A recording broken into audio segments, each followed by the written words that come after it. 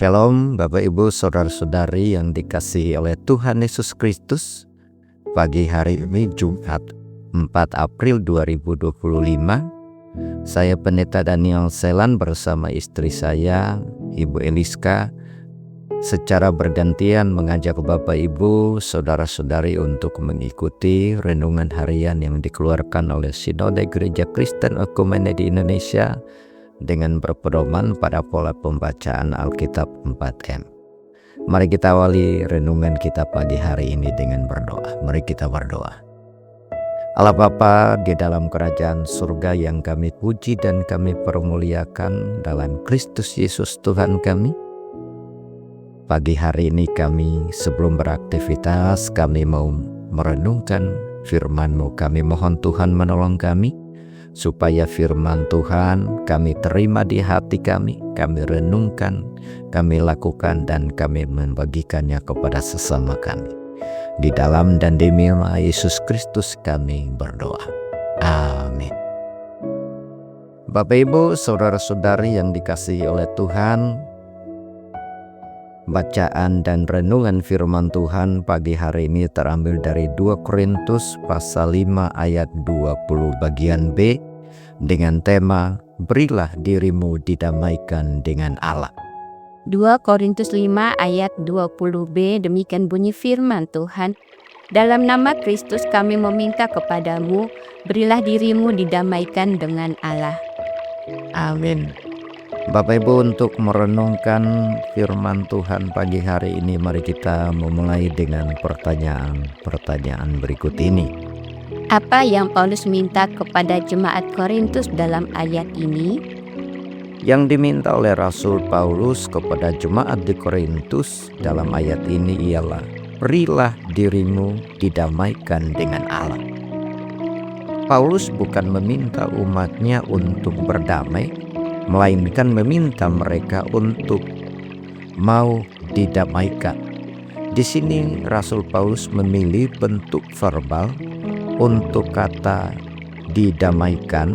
Dalam bahasa aslinya adalah kata ladet. Kata ini artinya bukan aktif dan bukan pula pasif. Lebih lagi, jika ditelusuri dalam arti dari kata ladet, adalah bentuk verbal pasif yang menimbulkan respon aktif dari orang yang mau didamaikan.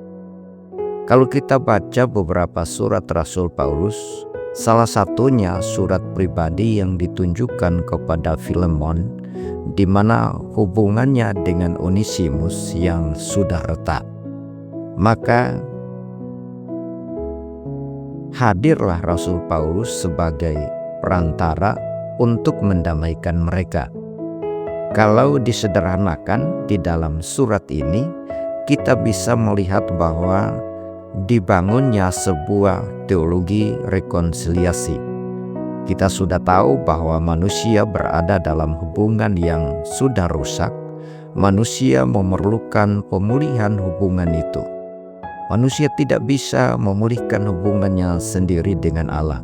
Itulah sebabnya Allah mengutus Yesus Kristus agar kematiannya dan kebangkitannya dilakukannya karena Ia mengasihi manusia. Dengan demikian,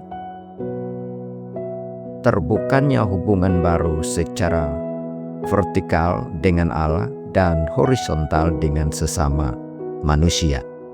Namun jika kita didamaikan dengan Allah, itu bukan hasil doa, bukan pula hasil amal kita, melainkan pemberian cuma-cuma yang ditawarkan Allah kepada manusia. Jadi dalam hal ini ada tawaran yang artinya bisa ditolak atau diterima. Tanpa basa-basi, Rasul Paulus meminta kita menerima tawaran itu. Katanya, berilah dirimu didamaikan dengan Allah. Jika demikian, siapa yang mendamaikan? Yang mendamaikan tentunya ialah Yesus Kristus. Siapa yang didamaikan? Yang didamaikan ialah manusia dengan Allah. Didamaikan dengan siapa? Dengan Allah. Mengapa? karena hubungan yang sudah retak atau sudah rusak. Jika kita didamaikan dengan Allah, maka wajib hukumnya untuk hidup damai dengan semua orang. Ibrani 12 ayat 14. Artinya, kita harus berdamai dengan siapapun, yaitu keluarga, tetangga, dan semua orang. Tentu juga dengan diri sendiri. Hal ini tidak terjadi begitu saja kalau kita pasif, tetapi perlu proaktif. Ingat bahwa kata laden, bentuk verbal pasif yang menimbulkan respon aktif. Aktif dalam hal ini mau didamaikan dan menerima tawaran. Jangan menolak sebab jiwa kita akan binasa. Bagaimana dengan diri kita? Jangan tunda sekarang. Waktunya Allah sedang membuka peluang lebar-lebar. Siapapun yang datang kepadanya untuk didamaikan pasti diterimanya. Tuhan Yesus memberkati. Haleluya. Bapak, Ibu, saudara-saudari yang dikasihi oleh Tuhan, mari kita melakukan firman Tuhan dengan memberi hidup kita didamaikan oleh Allah. Amin.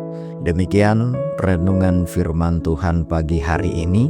Mari kita beraktivitas dengan tidak lupa membagikan firman Tuhan yang kita dapatkan hari ini kepada sesama kita, baik dalam keluarga, di tempat pelayanan, pekerjaan, di sekolah, bahkan dimanapun kita berada. Mari kita berdoa.